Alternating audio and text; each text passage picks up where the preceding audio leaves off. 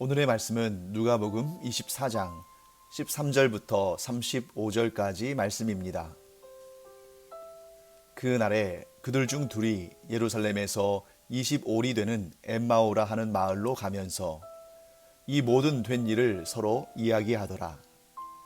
그들이 서로 이야기하며 문의할 때에 예수께서 가까이 이르러 그들과 동행하시나 그들의 눈이 가리어져서 그인 줄 알아보지 못하거늘 예수께서 이르시되 너희가 길 가면서 서로 주고 받고 하는 이야기가 무엇이냐 하시니 두 사람이 슬픈 빛을 띠고 머물러 서더라. 그 한 사람인 글로바라 하는 자가 대답하여 이르되 당신이 예루살렘에 체류하면서도 요즘 거기서 된 일을 혼자만 알지 못하느냐. 이르시되 무슨 일이냐. 이르되 나사렛 예수의 일이니 그는 하나님과 모든 백성 앞에서 말과 일에 능하신 선지자이거늘 우리 대제사장들과 관리들이 사형 판결에 넘겨주어 십자가에 못 박았느니라. 우리는 이 사람이 이스라엘을 속량할 자라고 바랐노라. 이뿐 아니라 이 일이 일어난 지가 사흘째요. 또한 우리 중에 어떤 여자들이 우리로 놀라게 하였으니 이는 그들이 새벽에 무덤에 갔다가 그의 시체는 보지 못하고 와서 그가 살아나셨다 하는 천사들의 나타남을 보았다 함이라. 또 우리와 함께 한 자 중에 두어 사람이 무덤에 가 과연 여자들이 말한 바와 같음을 보았으나 예수는 보지 못하였느니라 하거늘 이르시되 미련하고 선지자들이 말한 모든 것을 마음에 더디 믿는 자들이여 그리스도가 이런 고난을 받고 자기의 영광에 들어가야 할 것이 아니냐 하시고 이에 모세와 모든 선지자들의 글로 시작하여 모든 성경에 쓴 바 자기에 관한 것을 자세히 설명하시니라. 그들이 가는 마을에 가까이 가매 예수는 더 가려 하는 것 같이 하시니 그들이 강권하여 이르되 우리와 함께 유하사이다. 때가 저물어 가고 날이 이미 기울었나이다 하니 이에 그들과 함께 유하러 들어가시니라. 그들과 함께 음식 잡수실 때에 떡을 가지사 축사하시고 떼어 그들에게 주시니 그들의 눈이 밝아져 그인 줄 알아보더니 예수는 그들에게 보이지 아니하시는지라. 그들이 서로 말하되 길에서 우리에게 말씀하시고 우리에게 성경을 풀어주실 때에 우리 속에서 마음이 뜨겁지 아니하더냐 하고 곧 그때로 일어나 예루살렘에 돌아가 보니 11 제자 및 그들과 함께 한 자들이 모여 있어 말하기를 주께서 과연 살아나시고 시몬에게 보이셨다 하는지라. 두 사람도 길에서 된 일과 예수께서 떡을 떼심으로 자기들에게 알려주신 것을 말하더라. 오늘 본문은 그 날에 그들 중 둘이 예루살렘에서 25리 되는 엠마오라 하는 마을로 가면서라는 말씀으로 시작합니다. 예루살렘에서 엠마오까지는 25리라고 되어 있는데요. 오늘날 우리가 편하게 사용하는 그런 거리 측정의 단위로는 대략 11km 정도 되는 거리입니다. 그 날이 언제인가 정확히 나와 있지는 않지만 대략적으로 우리가 이렇게 유추할 수 있겠죠. 어제 우리가 살펴본 본문에서 여인들이 부활하신 예수님을 또 확인하고 그리고 베드로도 그 무덤에 달려가서 그 무덤이 비어있는 것을 발견한 곧 예수님의 부활이 이루어진 이후에 어느 시점이라는 것을 알 수 있습니다. 그리고 그 두 사람은 누군가? 우리가 보통 제자들 하면 예수님의 12 제자들을 생각하죠. 예수님을 팔아넘긴 가룟 유다가 자살해서 죽었으니까 이제 11명의 제자들이 남았는데 그들 가운데 2명이지 않을까 하는 생각을 할 수도 있습니다만 오늘의 본문을 꼼꼼히 읽어보면 이 두 사람, 엠마오 마을로 가는 이 두 사람은 예수님의 11 제자들 가운데 두 사람이 아니라는 사실을 알 수 있습니다. 그 중에 한 사람의 이름은 글로바고, 또 그들은 나중에 이 예수님과, 즉 부활하신 예수님과의 만남을 마친 후에 예루살렘에 돌아가서 거기에서 예수님의 11 제자들과 또한 예수님을 따르던 사람들을 만나는 장면이 기록된 걸 보면 이들은 11 제자, 즉 예수님의 12 제자라는 이런 작은 예수님의 제자의 무리에 속한 자들은 아니지만, 그러나 보다 넓은 범위에 있어서 예수님의 제자들, 곧 예수님을 따르는 자들 가운데에 두 사람이었다는 사실을 우리가 알게 됩니다. 이 두 사람이 서로 이야기를 주고받으면서 길을 가고 있는데 예수님께서 그들의 가까이에 이르르셔서 그들과 동행을 하십니다. 그런데 그들의 눈이 가리워져서 예수님을 알아보지를 못합니다. 부활하신 예수님을 알아보지 못하는 것이죠. 성경은 그들의 눈이 가리워졌다라고 말씀하시는데, 저는 그들의 눈이 가리워진 이유를 이렇게 생각합니다. 정말 무슨 헝겊이나 수건 같은 걸로 눈이 가려진 것이 아니라, 눈은 멀쩡히 떠서 보고 있지만 그들이 가지고 있는 어떤 편견이 부활하신 예수님을 알아보지 못하게 한 것이죠. 편견은 무서운 것입니다. 편견은 사실을 왜곡하고 또 있는 것도 없게 만들고 없는 것도 주장하는 그런 무서운 힘을 가진 것이 편견이죠. 그렇다면 이 두 사람이 가지고 있는 편견은 무엇일까? 어떤 편견으로 말미암아 이들이 부활하신 예수님을 눈으로 보고도 함께 동행하면서도 알아보지 못했을까? 저는 그것이 이 두 사람이 가지고 있는 예수님에 대한 관점이 편견에 사로잡혀 있었다라는 생각을 하게 됩니다. 자, 이 사람들이 예수님과 함께 동행하면서 그동안 예루살렘에서 일어났던 예수님의 십자가의 죽으심과 이러한 고난과 죽으심에 관한 이야기를 하죠. 그런데 그때 예수님에 대해서 뭐라고 묘사하냐면, 그는 하나님과 백성, 모든 백성 앞에서 말과 일에 능한 선지자이시다. 자, 그들은 예수님을 선지자로 여기고 있는 것입니다. 그러니까 이들은 부활하신 예수님을 믿지 않고 있는 거죠. 지금 예수님이라는 존재는 믿지만 그분이 하나님이시고 죽음을 이기시고 부활하셨다는 사실은 믿지 않고 있습니다. 그들의 이러한 편견으로 인해서 바로 옆에서 부활하신 예수님이 동행하고 계시지만 알아보지를 못하는 것이죠.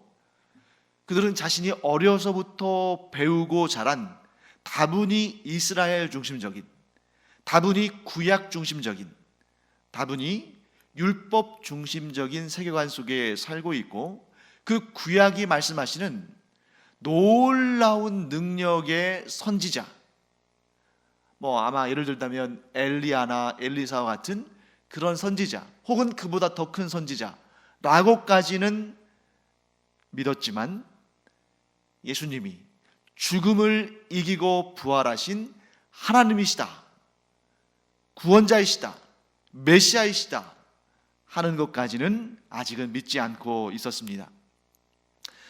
자, 그렇기 때문에 이들은 자기의 관점과 세계관, 더 정확히 말한다면 편견에 사로잡혀 있는 그 가치관과 그 세계관을 가지고 예수님을 바라보고 있었기 때문에 지금 자신들과 동행하는 그 예수님, 부활하신 예수님을 알아보지를 못하는 것입니다. 예수님일 수가 없다, 예수님일 리가 없다, 이렇게 생각하는 것이죠. 그래서 성경을 보면 부활하신 예수님을 바라보고 있으면서도 믿지 못하는, 예수님의 부활을 믿지 못하는 그런 경우들이 많이 나오죠. 여인들도 그랬고, 여기 나오는 엠마오 마을로 가는 두 제자도 그랬고, 심지어 예수님의 제자들도, 11 제자들도 마찬가지였습니다. 왜 그랬을까요? 그들은 시각적으로는 분명히 부활하신 예수님을 바라보고 있었지만 그들의 마음속에는 예수님은 부활하실 수 없다, 아니 정확히 말하면 부활이라는 개념 자체를 예수님과 연결시키지 못했기 때문에 부활하신 예수님을 알아보지 못하는 그런 상황 가운데 있습니다. 좀 답답하죠? 하지만 이러한 편견은 우리 안에도 얼마든지 있을 수 있다는 것을 우리는 솔직히 시인해야 합니다. 내 자신이 가지고 있는 가치관, 내 자신이 가지고 있는 세계관, 이런 것들이 굉장히 좋은 것 같고 정확한 것 같고 옳은 것 같지만, 그러나 우리는 저마다의 편견을 가지고 있습니다. 편견이라는 것이 무엇입니까? 올바르지 않은 것이죠. 치우친 것입니다. 심지어 잘못된 방향으로 치우친 그러한 편견을 가지고 있다면 본인은 옳은 줄 아는데 하나님은 옳지 않다고 말씀하시겠죠. 예수님, 곧 하나님이신 예수님을 선지자로밖에 여기지 않는다는 그러한 편견은 결코 예수님께서 이루신 구원의 놀라운 역사를 경험할 수 없는 것입니다. 아마도 그래서 예수님께서 이 두 엠마오 마을로 가는 이 두 제자에게 일부러 나타나신 것 같아요. 그래서 본문의 말씀 보시면 이 제자들이 예수님과 함께 유하기를 원하는데 예수님은 더 가기를 원하시는 것처럼 보였다고 했죠. 그러니까 원래 예수님의 목적지는 아마도 이 엠마오 마을로 가는 그 길이 아니었던 것 같습니다. 그러나 이 두 사람의 편견을 아시는 예수님께서 그들을 불쌍히 여기시고, 또한 그들도 장차 예수 그리스도의 이 구원의 복음을 전파해야 할 증인, 예수 그리스도의 제자들이기 때문에 예수님께서 그들에게 일부러 가셔서 그들의 편견을 고쳐주시는 것이죠. 어떤 편견입니까? 예수님은 하나님이 아니시고 선지자일 뿐이다. 어디에서 많이 듣는 얘기 같지 않습니까? 오늘날도 이슬람 교도들은 예수님의 역사적 존재를 믿습니다. 그런데 그들은 예수님을 하나님으로 섬기는 것이 아니고 구원자, 구세주, 그리스도로 섬기는 것이 아니라 그저 위대한 선지자들 가운데 한 사람으로만 받아들이는 거죠. 그들의 편견이 그들로 하여금 구원을 얻지 못하게 하는 것입니다. 그래서 예수님께서 그들의 편견을 깨뜨리시기 위해서 일부러 그들에게 찾아오셨고, 또 그들에게 그 편견을 깨뜨리시는 작업을 하시는데, 그것이 무엇이냐면 성경을 정확히 제대로 설명해 주시는 것입니다. 많은 유대인들이 성경을 하나님의 말씀으로 믿고 생명보다 더 소중하게 여깁니다. 그러나 문제는 그들의 편견으로 인해서 그 생명의 말씀이 구원으로 그들을 인도하지 못하게 한다는 거죠. 그 말씀 자체는 구원에 이르는 생명의 길인데 그 유대인들의 편견이 그 생명의 길을 보면서도 그 길을 걷지 않는 그런 안타까움을 일으킨다는 것입니다. 예수님은 이렇게 설명하셨습니다. 성경, 그 당시의 성경은 구약 성경을 의미하는 거죠. 율법과 선지자들이라는 표현을 또 사용하기도 합니다. 선지자들의 글을 너희들이 읽을 때 왜 그렇게 눈이 가려져 있느냐? 왜 그렇게 편견에 사로잡혀 있느냐?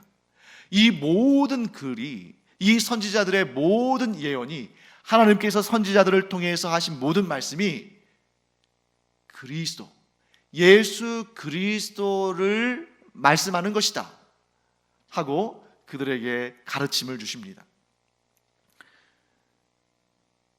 어떤 이들은 성경을 굉장히 중요한 책으로 여기기는 합니다. 하지만 그 성경의 역사성, 그 성경의 문학성, 성경의 윤리성, 성경의 다양한 그런 장르의 문학적인 풍성함, 이런 것에 대해서 감탄을 하고 정말 최고, 인류 역사상 최고의 책이다 라고 인정하지만 정작 그 책이, 즉 성경에 쓰여진 목적, 곧 우리에게 구원을 주시는 하나님의 역사, 구속사, 또한 그 구속사의 주인공이 예수 그리스도라는 것을 인정하지 않습니다. 믿지 않는 것이죠. 그렇기 때문에 성경을 아주 꼼꼼하게 읽고 심지어 암송한다 할지라도 그 사람에게 있어서 성경은 구원에 이르는 책이 아닙니다. 왜? 그런 편견에 사로잡혀 있으니까.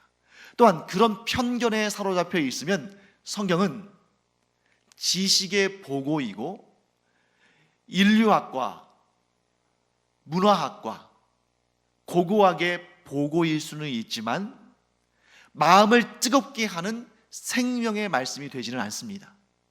그런데 예수님께서 이 엠마오 마을로 가는 이 두 제자에게 선지자의 글들을 예수 그리스도의 구원의 역사, 예수 그리스도께서 이루시는 놀라운 구원 역사에 관한 예언의 말씀이라는 것을 풀어주셨을 때에 이 제자들의 마음이 어떻게 됐냐면 뜨거워졌습니다.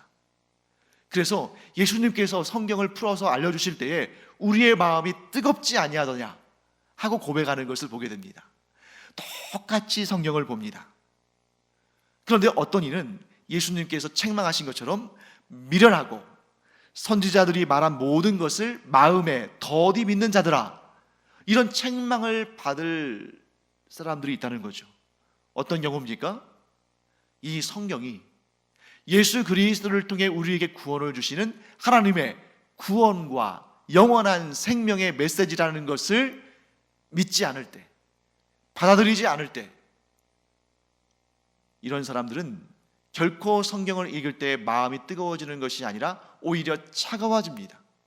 그들의 냉철한 이성과 그들의 철저한 연구를 가지고 성경을 분석하면서 이것은 하나님께서 주신 메시지고, 이것은 사람이 덧붙인 말이고, 이것은 언제 쓰인 글이고, 후대에 쓴 어떤 글이 여기 와서 붙어졌고, 이런 식으로 성경 말씀을 이리저리 자기 마음대로, 자기의 편견대로, 또 이 세상에 언젠가는 고쳐지고 수정될 그러한 한계가 가득한, 문제가 가득한, 단점이 가득한, 오류가 가득한 그런 이론을 가지고 성경을 재단하고 성경을 갈기갈기 해부하는 그러한 차디찬 이성의 눈으로 성경을 보면 결코 생명을 얻을 수 없습니다. 그런데 성경의 주인이신, 그 모든 구원 메시지의 주인공이신 예수님께서 성경의 그 목적대로, 성경에 담긴 하나님의 그 뜻대로, 하나님의 계획대로 그 말씀을 그 엠마오로 가는 두 제자에게 설명해 주셨을 때에 그들은 비로소 생명의 메시지를 얻게 됩니다. 그래서 그들의 마음이 불타듯 뜨거워진 것입니다. 사랑하는 성도 여러분, 지금도 성경을 읽을 때에 마치 그리스 로마 신화를 읽듯이, 일리아스와 오디세이아를 읽듯이 그러한 인류의 고전 문학을 읽는 마음으로, 혹은 고고학적인 깨달음이나 발견이나 이런 것들을 목적으로 성경을 읽는다면 교양은 늘어나겠죠. 사람들에게 자랑할 만한 지식은 풍성해질 것입니다. 하지만 거기에 생명 구원의 역사는 일어나지 않습니다. 사랑하는 성도 여러분, 예수님께서 우리에게 전달하시는 그 메시지, 하나님께서 죄인인 우리를 얼마나 사랑하셨는지, 그래서 그 독생자 아들 하나님이신 예수 그리스도를 이 땅에 보내셔서 그로 하여금 십자가에 달려 죽음으로 우리의 죄값을 다 갚으시고, 또한 우리의 영원한 생명을 보장하시고 우리에게 그것을 주시기 위해서 예수님께서 사망 권세를 이기시고 첫 열매, 부활의 첫 열매가 되게 하신, 그리고 장차 하늘에 올라가신 그대로 또한 이 땅에 재림하셔서 온 우주 만물을 심판하시고, 이 구원의 메시지를 믿음으로 받아들인 자에게는 영원한 생명을, 그러나 편견 가득해서 이 구원의 메시지를 받들지 않는 자들에게는 영원한 멸망을 주신다는 이 믿음의 확신, 이 하나님이 성경을 우리에게 주신 그 목적 그대로 성경을 받아들이는 자, 그 안에 담긴 구원의 복음을 믿는 자에게는 반드시 생명 구원의 역사가 임할 줄 믿습니다. 오늘도 예수님은 우리에게 말씀하십니다. 하나님의 그 구원 계획을, 하나님께서 그 구원 계획을 이루시기 위해서 어떻게 역사하셨는지를 우리에게 지금도 말씀하십니다. 무엇을 통해서요? 성경을 통해서. 성경을 읽을 때마다 구원의 감격으로 마음이 뜨거워지는 우리 모두가 되기를 간절히 축원합니다. 성경이 지식적으로 내 교양을 자랑하기 위해서 읽혀지는 책이 아니라 온 인류에게 생명 구원의 역사를 이루시는 하나님의 능력으로 읽혀지기를 간절히 우리는 기도해야 합니다. 모든 구원의 기쁜 소식이 성경에서 나온다. 우리가 성경을 더욱 사모하고 그 성경 안에 담겨 있는 하나님의 말씀을 더욱 굳게 붙잡을 뿐만 아니라 그 성경에 담겨 있는 구원의 복음을 이 세상에 더 열심히, 더 풍성히, 더 은혜롭게, 더 뜨겁게 전파하는 우리 모두가 되기를 간절히 축원합니다. 기도하겠습니다. 하나님, 주님의 은혜를 감사드립니다. 엠마오 마을로 가는 그 두 제자에게 나타나신 예수님께서 그들에게, 예수님을 알아보지 못하는 그들에게 성경의 말씀을 자세히 그리고 정확히 풀어주셨을 때에 그들의 마음이 뜨거워졌던 것을 저희들이 보았습니다. 저희도 예수님의 말씀을 듣고 믿음으로 말미암아, 의심치 아니하고 영접함으로 말미암아 날마다 하나님의 말씀, 곧 성경을 읽을 때 저희의 마음이 뜨거워지는 역사를 허락하여 주시옵시고, 이 뜨거운 심정으로, 이 뜨거운 가슴으로 온 세계 모든 열방을 품고 이 세상의 복음화를 위해서 한 사람이라도 더 구원받는 그 역사를 위해서 기도하며 전도하는 저희들 되게 하여 주시옵소서. 감사드리며 예수님의 이름으로 축복하며 기도합니다. 아멘.